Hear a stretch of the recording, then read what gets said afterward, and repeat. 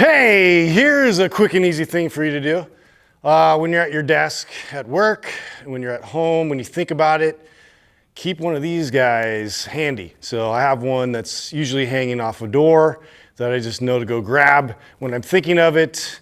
Mainly this is good for me to kind of maintain good upright posture throughout the day and get just like some quick stimulation with the muscles.